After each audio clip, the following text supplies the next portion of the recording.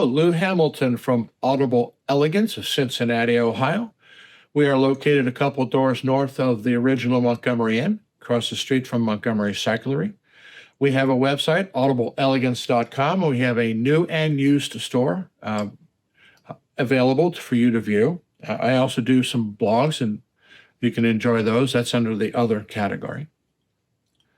I thought I would take the time to talk about the difference between an electrostatic loudspeaker and what is also known as an isodynamic. The isodynamic loudspeaker, best represented by Magnepan. And while they may be confusing in appearance, they're not the same animal. As I discussed in my electrostatic discussion with Martin Logan, an electrostat uses two charged panels, front and back, to push-pull a mylar or similar type surface that is impregnated with vaporized metal. And so it works as a push-pull type of design. Its rise time is extremely fast because the material sandwiched in between is incredibly light. Now, an isodynamic is a different animal. In an isodynamic, you have a surface in which a metal, for years it was a copper coil or copper wire, impregnated onto a mylar type surface, and behind it was bar magnets. And so as the current was coming from the amplifier into that grid, it would be attracted or pulled away or pushed away from the magnetic structure. A sort of flat design of a dynamic driver, so to speak, where it has a voice coil and a magnetic structure. Here it's completely flat. And that's the way that an isodynamic works. Now, one of the advantages of an isodynamic, in a way, is that its impedance remains extremely flat through the entire bandwidth that it's responsible for doing. Magnepans typically were about a 6-ohm load. Now, when you go over to an electrostat, its impedance curve would vary upon frequency.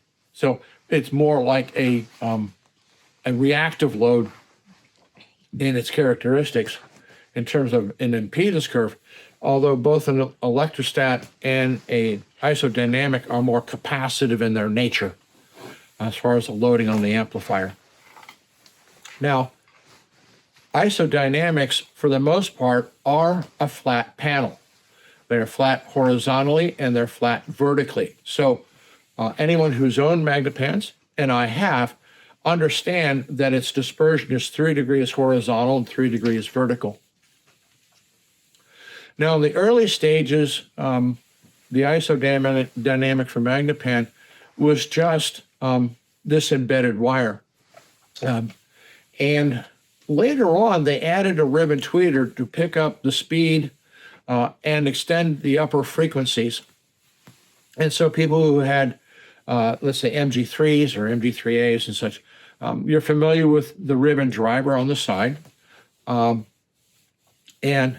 it certainly improved what the Magnepans can do.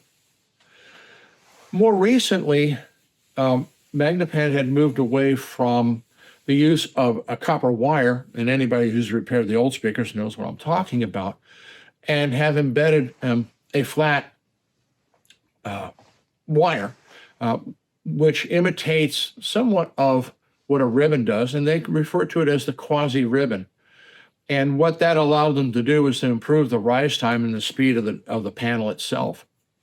But don't confuse an isodynamic with the way that it works with an electrostat. They are not the same animal.